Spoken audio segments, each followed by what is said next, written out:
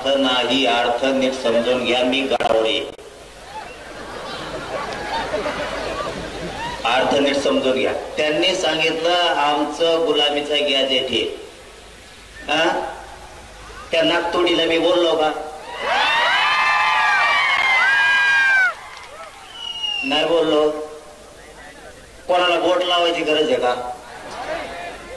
आणि मग मग मी बोट खेचून केलं. त्याच्यासाठी लोकांच्या लेकरा बोलायला तुच्छ लेखायचं नाही. तुम्हाला त्याचा अर्थ कळतो का? गुलामीचं गॅजेट आपल्याला लागू केलं म्हणजे गॅजेट गुलामीचं होतं, म्हणजे आपले लेकर सुद्धा गुलाम समजता. खरे हराम करो तुम्ही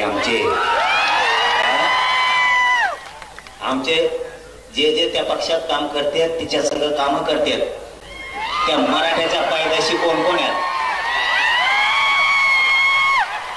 हे मराठ्याच्या पायदाशी हो, तुमची खास पायदाशी आहे ना तुमची. तर तुमच्या पोराला तुमच्या जातीला गुलामीची अवलाद म्हणलंय. करतो का प्रचार? झकमाऱ्या. अरे 10-5 लाखाच्या कामासाठी कवडसाठी तुरे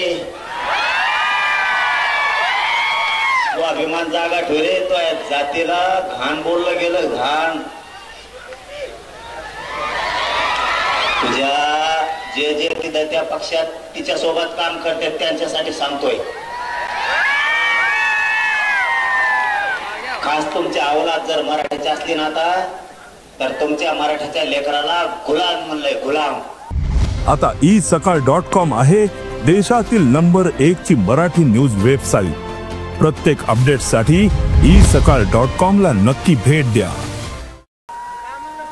मग आपली जर गुलामीची पैदाशी असं जर त्यांचं म्हणणं आहे, तर मराठ्यांनी तिथं कशाला झक मारायला काम करता? तुमचा स्वाभिमान जागा हो द्या ना.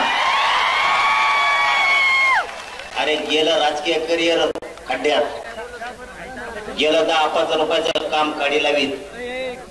असं जातवान दिशा पिढीणाऱ्याची अवलाद आहे. कशाला कोणाच्या पायाखाली काम करता? पायाचा ठोन. आता त्यांनी काय सांगितलं?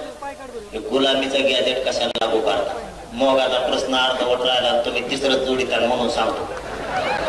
मग आता आमचं गुलामीचं गॅजेट हे निजामचं. बर ठीक.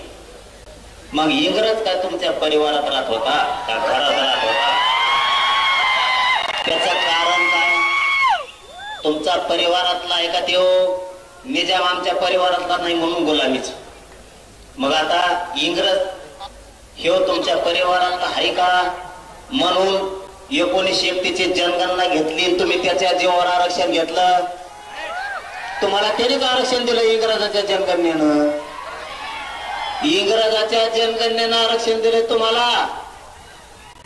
मग तुम्ही कोण?